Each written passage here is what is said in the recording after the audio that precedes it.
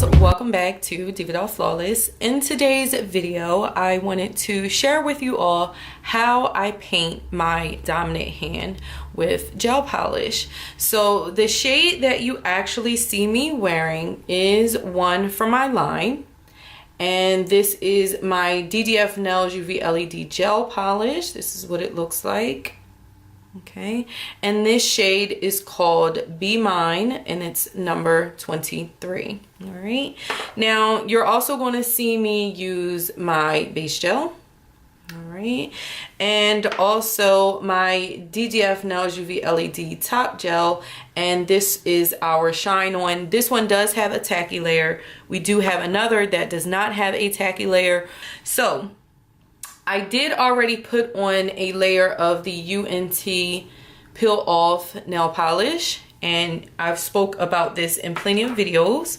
So that's what you actually see on my finger now. I don't have any base gel or anything like that on, but I'm going to go ahead and show you. Now, for myself, because I am right-handed, sometimes I will hold my hand like this, or sometimes I'll just hold my hand like this and basically allow gravity to help me not just apply the gel polish, but to also keep it from running into my cuticles. A bad habit that I do have, to be perfectly honest, is I always think to drink coffee, or sometimes I don't eat enough and then I'll get really shaky before doing my nails. I don't know why I always do it, but I do. So I'm going to try it this way so that you guys have a great camera angle. The main thing is to make sure that you do not have a lot of product on your brush. Okay, especially with the base gel, but with gel polish you want to be able to control the product. All right, so I am going to place the brush on the nail and then push back toward the cuticle and pull down. I currently do not have my elbow resting on anything, so this is already a hard task, but it's even harder when you're trying to film it. So again, just push up towards the cuticle and then pull down. And with a base gel layer, you kind of want to do a scrubbing motion to make sure that that base is really into the nail so that the product adheres better. Now with my products, typically if I wasn't putting this on a peel off base, all you would need to do is do your prep work and get a buffer to take the shine off of your nail. You don't have to do any aggressive filing on the nail plate, but I do have my DDF Nails Nail Prep and Primer. The prep is to dehydrate the nail and get any oils off, which I highly recommend that regardless of any product that you use. But primer is always optional, and with my products, primer is definitely optional. And hopefully I got that. Let me just go this way just so I can see it, but you guys get the gist of what I was doing.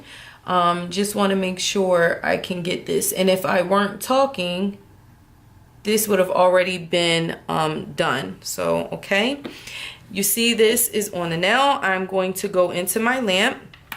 And this lamp that I'm using is from Melody Susie. It's like one of their watercolor lamps. I've already done a tutorial on it. But you want to go in for about 10 to 15 seconds, depending on your lamp, just for the base layer. And then for any color layers, you want to do 30 seconds. And for my final layer, depending on the color, I do 60 seconds. But so that should be enough time for the base. And now we're going to go in with our color. So again, you want to make sure that you are doing a very thin amount. So I want you to just pay attention to how I'm getting this off of the brush. Maybe I should move the lamp out of the way, but I kind of need the lamp to help me balance. There's also these nail art stands that you can use to help you. Another thing which is making this harder, I hold my breath when I normally paint my nails. I hold my breath and then I stroke the product on the nail. I'll take a breath, and then I'll stroke it again. And that's normally how I do my nails. Also, another thing I want to say is when you're working with gels, it's always best to do like 1 to 2 nails. Do a flash cure, which means you're going to go into the lamp for 5 to 10 seconds just to kind of freeze the gel in place, and then go back in with your finish off with your application on the rest of your nails, and then always do the thumbs last. So I'm going to try to keep the nail balanced, but point it towards the surface. So basically try to keep the nail pointing down, because of the simple fact that gravity is what's really going to help you when you are trying to paint your nails. You don't want to flood the cuticle. So again, put the brush down on the nail, push back towards the cuticle, and I don't know if you saw me, but I basically rocked my nail back. So I'm pulling my hand away from the brush. Now another thing you could do is just take the brush, hold your breath, and then pull down. But I was talking, so it made me push my hand up. Okay. So hopefully this helps you with your application. I had gotten asked, and I figured this would be a great topic. Also, give me 1 second, guys. Okay, so another thing, okay, and I promise you I'm not flicking you off. And the good thing about glitter gels is you can either take your brush and place them, or you can use like a dotting tool, such as this one, and then kind of just pick the glitters up off of the brush. Take the glitter that you want off the brush and place it on your nail. That's another way of applying glitter gels, but it really just depends on the formula of the product you're working with. Some gel polishes, as you can see, this has not budged yet. Some gel polishes are really runny, so you really want to make sure that you don't have much product on there. The first layer is all about the placement of the gel polish. The second layer is pretty easy because you're just going to follow what you did. Oh, I'm sorry guys, I am out of frame.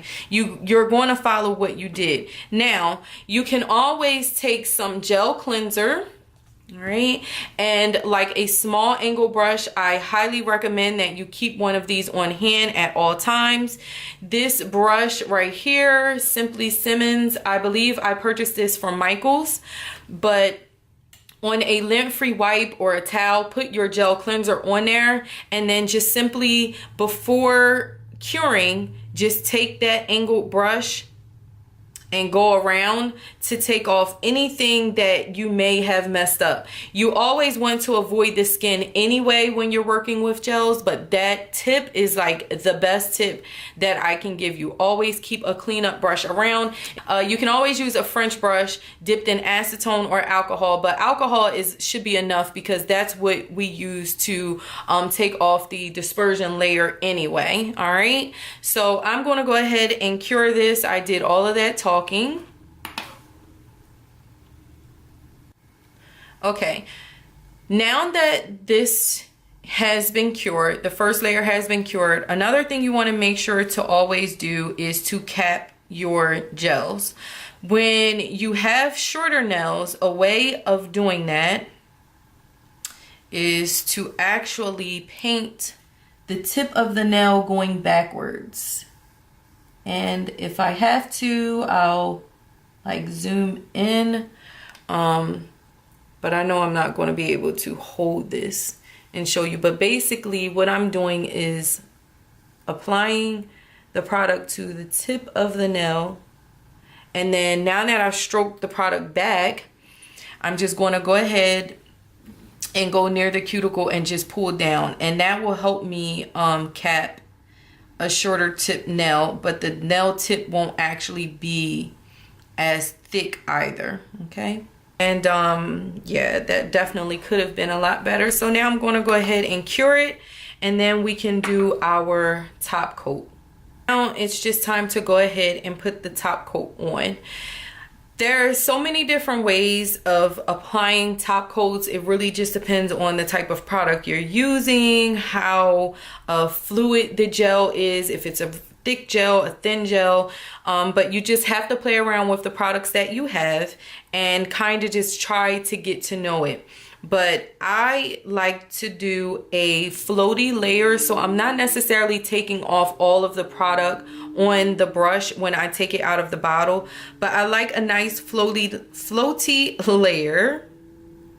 Again, I'm just going to put it near the cuticle, but do not push the product into the cuticle, and just kind of float this over the product. Now this particular top gel does have a dispersion layer or a tacky layer that has to be removed with a gel cleanser. So I'm going to cure that, but what I was stating was anytime I use a no wipe top gel, sometimes I like to go in with a top gel that does have a tacky layer and then go in with the no wipe